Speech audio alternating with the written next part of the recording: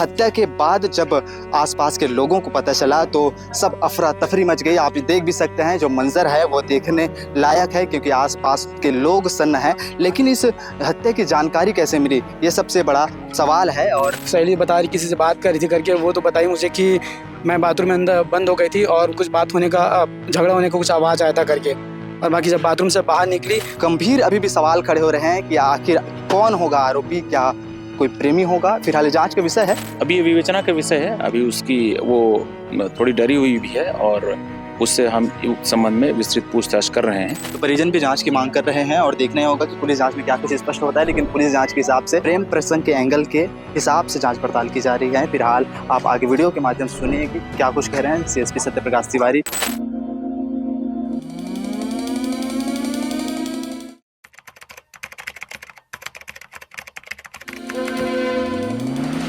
भिलाई में एक बार फिर खूनी संघर्ष देखने को मिला है, जहां पर एक युवती की चाकू मार करके हत्या कर दी गई है। हम ठीक उसी पीजी में है। लगभग 19 वर्षीय छात्रा थी, फार्मेसी की छात्रा, जिनका नाम खुशी साहू बताया जा रहा है। और वो पिछले 2 महीनों से फार्मेसी में एडमिशन ली थी, पास ही के एक कैफे में काम करती थी और यहाँ जो पीजी है वहाँ पर रहती थी।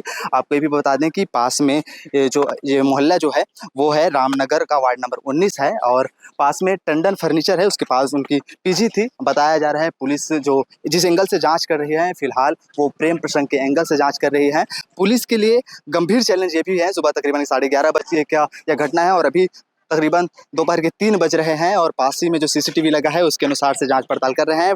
जब हत्या के बाद जब आसपास के लोगों को पता चला तो सब अफरा तफरी मच गई। आप देख भी सकते हैं, जो मंजर है वो देखने लायक है क्योंकि आसपास के लोग सन्न हैं। लेकिन इस हत्या की जानकारी कैसे मिली, ये सबसे बड़ा सवाल है और पुलिस के लिए अभी भी चैलेंजिंग है क्योंकि जो आरोपी हैं वो अज्ञात हैं और पुलिस की गिरफ्त से बाहर है।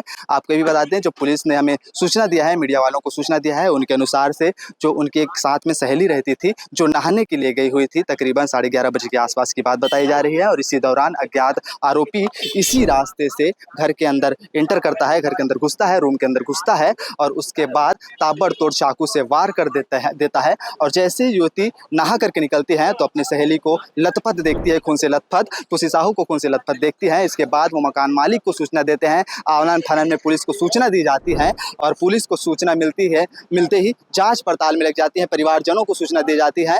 और फिलहाल अभी भी पुलिस की आवाजाही लगी हुई है, कानूनी रूप से आवाजाही लगी हुई है। हम आसपास के लोगों से अगर बात करते हैं, कुछ इन्हें सूचना मिली हुई।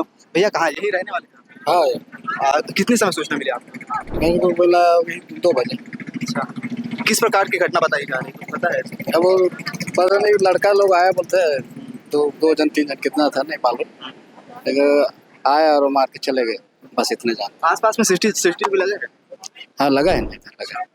कहाँ लगा है? वो सामने फर्नीचर का दुकान है, वहाँ लगा है। कैसा था? आप पिछले कितने 2 महीनों से रह रही थी बोल रहे थे? अब ये तो नहीं पता भाई, ऐसे बोल चाल रहा कि नहीं? नहीं मैं ज्यादा नहीं आता हूँ ना इधर, नहीं मालूम। आप में से कोई बात करते थे कभी किसी लड़की से? नहीं सर, वो नया फिलहाल है, अभी किराया से आई थी, हम लोग कभी देखी भी नहीं। नहीं देखी। कितने समय घटना की जानकारी थी? क्योंकि हम लोग हॉस्पिटल से हम लोग आ रही हूँ तो जानती हूँ कि उधर मर्डर हो गया। तो अब ये सब का जानकारी मेरे को नहीं मालूम कब हुआ। नहीं, मोहल्ले वालों से बातचीत नहीं की। तो फिलहाल उनके परिजन भी सुपेला के मरचूरी पहुंचे हुए हैं, लाल बहादुर शास्त्री अस्पताल में हैं। और जो आसपास के मोहल्ले वासी हैं वो बता रहे हैं कि बोलचाल नहीं था, मतलब ऐसा व्यवहार नहीं था कि उठना बैठना हो, वो काम से काम रखती थी। लेकिन ये जो घर है आप देख सकते हैं विजुअल के माध्यम से भी, और कैमरामैन आपको सिर्फ दिखा रहा है, अंदर जाकर के दृश्य दिखा पाना मुश्किल है। लेकिन जो गंभीर अभी भी सवाल खड़े हो रहे हैं कि आखिर कौन होगा आरोपी, क्या कोई प्रेमी होगा। फिलहाल जांच का विषय है और पुलिस इस एंगल से जांच कर रही है। जो प्रथम दृष्टया थी, उनकी सहेली थी, उनसे भी पूछताछ की जा रही है कि उन्होंने क्या कुछ देखा। तो अब तक की बड़ी खबर है, परिजनों से भी बात करने का प्रयास करेंगे। आगे वीडियो के माध्यम सुनिएगा और क्या कुछ कह रहे हैं सीएसपी सत्यप्रकाश तिवारी सर, वो भी आप आगे वीडियो के माध्यम सुनिए। पूरे परिवार में गम का माहौल है और उनके परिजन भी पहुंचे हुए हैं। आइए उनसे जानते हैं कि कैसी इस हत्या का पता चला। आपका परिचय? हाँ, मेरा नाम देव कुमार साहू है, मैं चौरदा पे रहता हूँ। मैं क्या लगते हैं? मैं इनका भाई हूँ। इनका कैसे पता चला? मैं घर पे ही था, मुझे अचानक से उनके भाई का कॉल आया कि ये खुशी जो है अपनी हाथ काट लिए करके। तो मैं तुरंत मैं घर से उनके घर ही जा रहा था, तो मुझे उनकी सहेली का कॉल आया कि ये जो है हॉस्पिटल में एडमिट है करके। फिर यहाँ आने के बाद मुझे पता चला कि उनका डेथ हो चुका है। ठीक है जी, मतलब कब से रह रही थी भिलाई में? ये अभी समथिंग 2 महीने से रह रही है अभी। किस प्रकार से काम करती थी, क्या कुछ करती थी? ये जो है शंकराचार्य में पढ़ने के लिए आई थी, शंकराचार्य में बी फार्मेसी करने के लिए। और ये मुझे बोली थी कि मैं भैया मतलब अपनी पढ़ाई खुद से करूँगी तो मैं कुछ काम भी करूँगी, ऐसा करिए। वो कुछ काम के लिए भी बोली थी, मैं ठीक है काम रहेगा बताऊँगा तेरे को, ऐसा करिए। तो ये अपने फ्रेंड्स कैफे में काम करती थी ये। हाँ, फ्रेंड्स कैफे में काम करती थी। तो अभी ये बोली कि तो अभी कॉलेज ओपन नहीं हुआ तब तक कैफे में काम कर लेती हूँ, उसके बाद कॉलेज ज्वाइन करूँगी, ऐसा करके।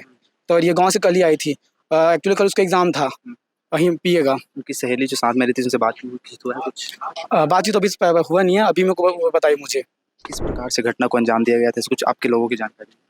अब ऐसा तो कुछ बोल नहीं सकते कि ऐसा है। उसकी सहेली बता रही किसी से बात कर रही थी करके, वो तो बताई मुझे कि मैं बाथरूम में अंदर बंद हो गई थी और कुछ बात होने का झगड़ा होने का कुछ आवाज़ आया था करके।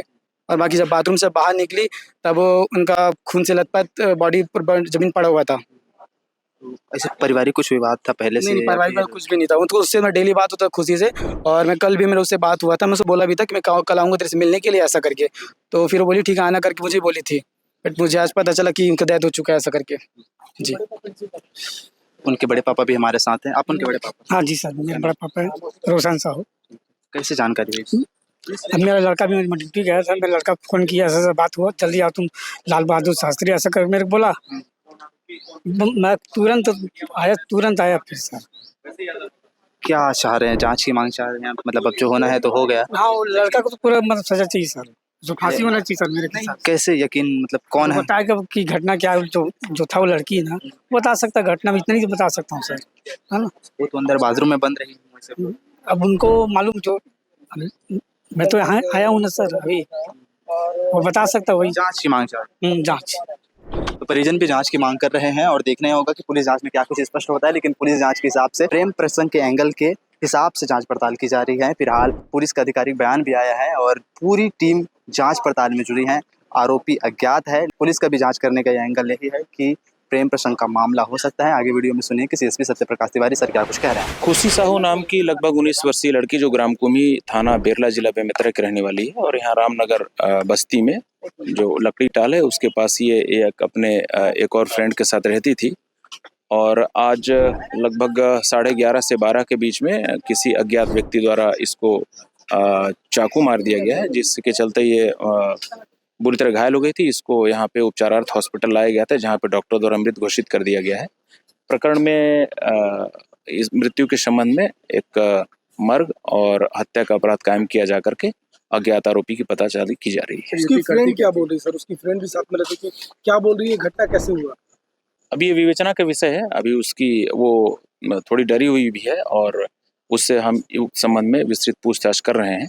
पूछताछ के बाद जो भी तथ्य आएंगे उसमें उसके हिसाब से प्रकरण में आगे कार्रवाई की जाएगी।